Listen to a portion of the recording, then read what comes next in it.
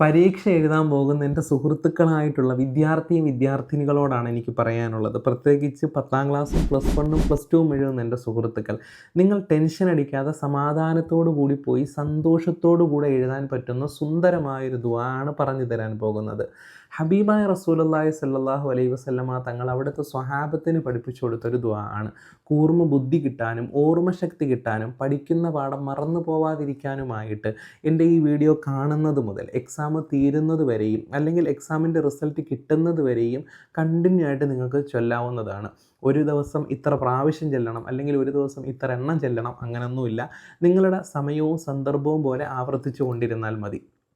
ഇങ്ങനെയാണ് ആ ദുആ. മനോഹരമായൊരു ദുആ ആണ്.